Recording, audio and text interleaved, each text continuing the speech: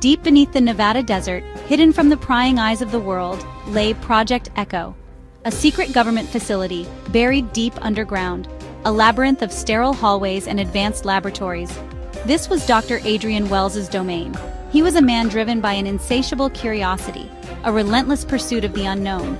Adrian's life's work to conquer time itself. Time was not a rigid construct, not a straight line. It was a river, he believed, with currents and eddies. Project Echo held the potential to navigate these temporal waters. The facility housed a machine, a marvel of engineering and scientific ingenuity. This machine, Adrian believed, could bend time. Years he had spent, toiling away in the depths of Project Echo. Day and night blurred together. He dedicated his life to calibrating the machine, refining its complex algorithms. The weight of his ambition pressed down on him, yet he pressed on, driven by the thought of unlocking time's secrets. Adrian stood before his creation, a monument to human ambition. It was a symphony of gleaming metal, pulsating lights, and the low hum of energy. This machine promised to unravel the mysteries of the universe, but it also held the potential for unimaginable chaos. March 17th, a day etched in Adrian's memory, a day that began like any other amidst the sterile confines of Project Echo. Monitors blinked, displaying complex equations. The air hummed with anticipation. Then, everything changed. The machine roared to life, an orchestra of light and sound, unexpected, unplanned. Adrian watched in awe and terror as the machine, his creation, sprang to life with a life of its own. The air crackled with energy.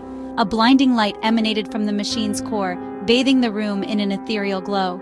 It pulsed with a power that felt both exhilarating and terrifying. This was the moment he'd strived for, yet he felt a chill grip his heart.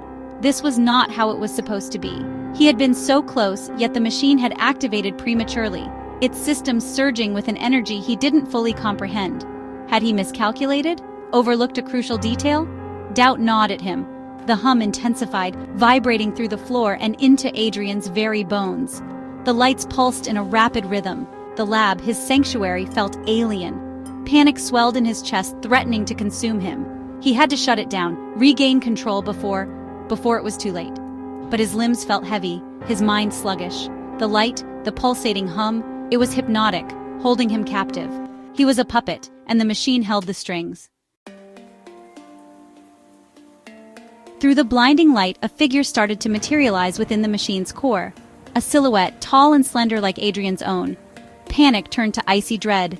The figure solidified, resolving into a perfect replica of Adrian himself. Same face, same eyes, same lab coat, but the doppelganger's eyes held a chilling familiarity. Adrian stared at his double, a chilling premonition gripping him.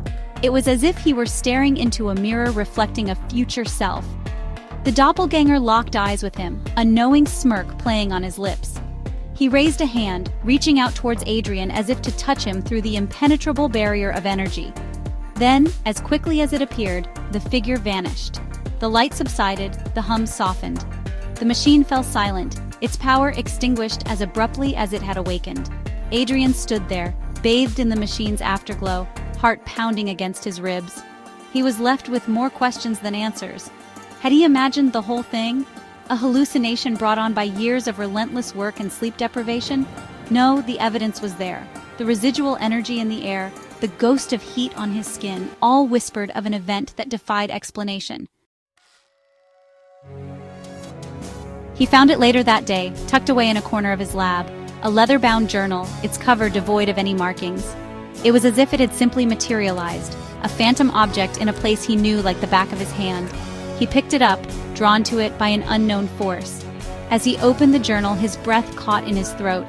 The entries were in his own handwriting, yet they spoke of events yet to come, detailed accounts of the machine's activation, the appearance of the doppelganger, and chillingly accurate predictions of future events. It was as if his future self had reached back through time, leaving him a breadcrumb trail of his own destiny. His future self warned against using the machine, detailing catastrophic consequences. But the journal also hinted at the possibility of altering the timeline, of averting disaster. The journal ended abruptly, the last entry a chilling cliffhanger. It detailed Adrian standing before the machine, faced with a choice: run or step inside. He was at a crossroads. Should he heed the warnings of his future self, or embrace the unknown, even if it meant risking everything? The weight of his decision pressed down on him, heavier than the weight of the world. Each path held unimaginable consequences. His hand trembled as he reached out to touch the cold metal of the machine. Subscribe.